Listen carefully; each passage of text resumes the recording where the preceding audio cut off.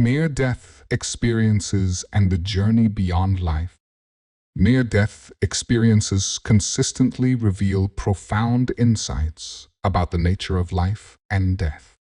Across cultures, religions, and personal backgrounds, individuals who come close to death recount similar themes: an overwhelming sense of peace, a radiant light, and an all-encompassing love that transcends anything experienced in the physical world.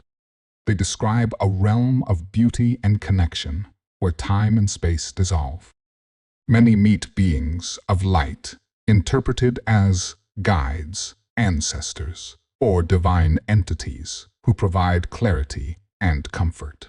Often, they are given the choice to return to their earthly lives, but most are reluctant, feeling they have entered a real life that makes the material world seem like a fleeting shadow. These accounts resonate deeply with the teachings of the Tibetan Book of the Dead, Bardo Thodol, an ancient text that serves as a guide for the dying.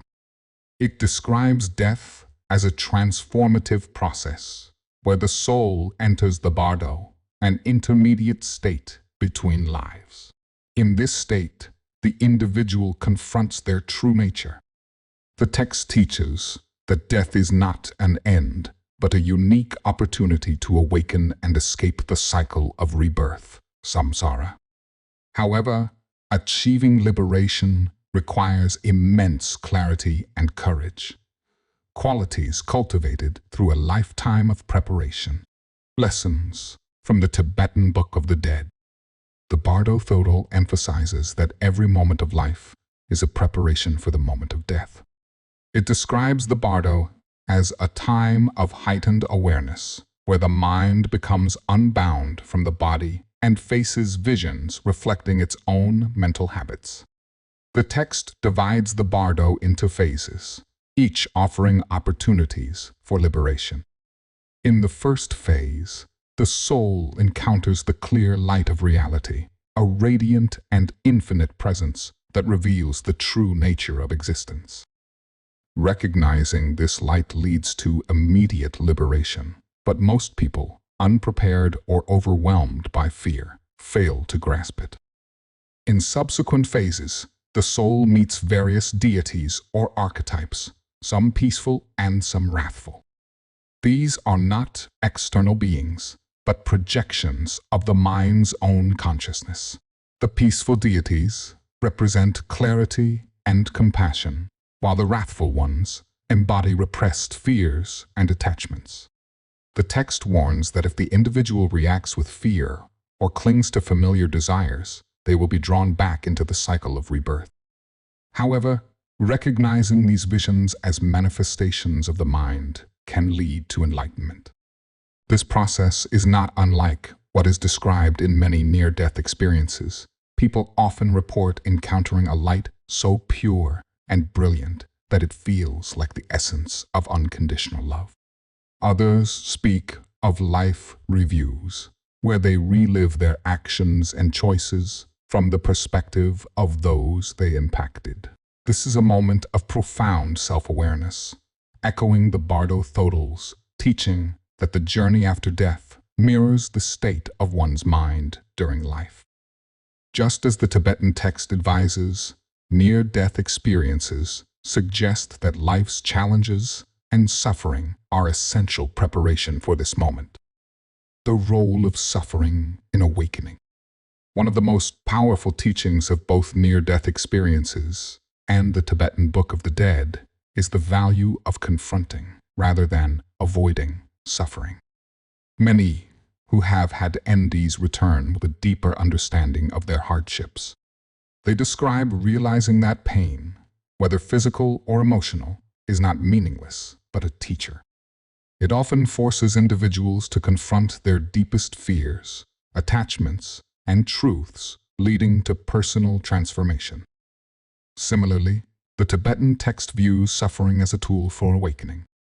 It teaches that the challenges we face in life are opportunities to cultivate mindfulness, compassion, and resilience qualities that prepare us for the ultimate test of death.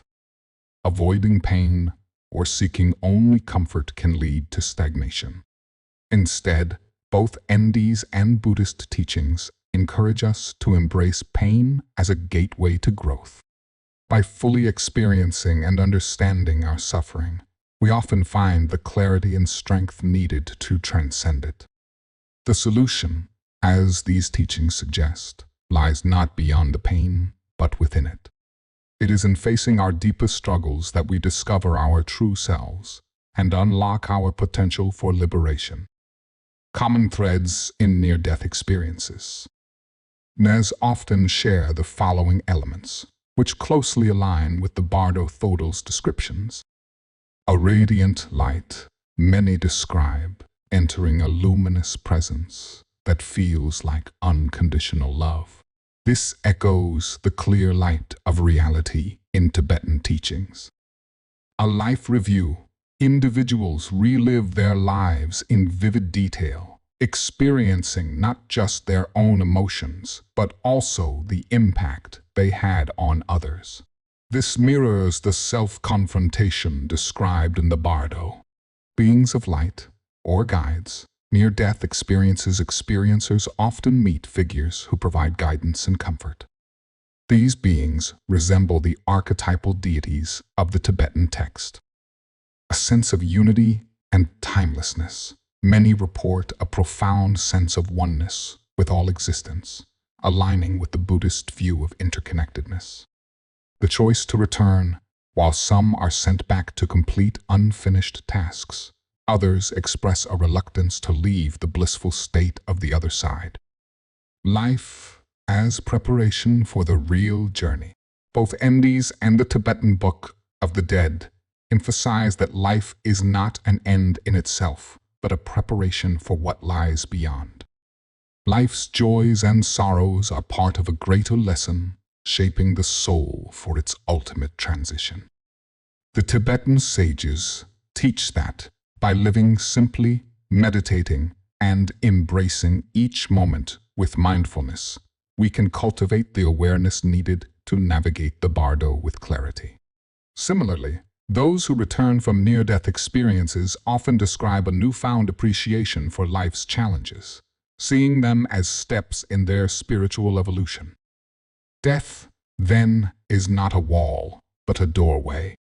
Life is not the conclusion of existence, but a school, a test, or a lesson designed to ready us for the real life on the other side. By recognizing this, we can approach life with a sense of purpose and peace, knowing that every experience, whether joyful or painful, is part of a larger journey. Embracing the eternal perspective.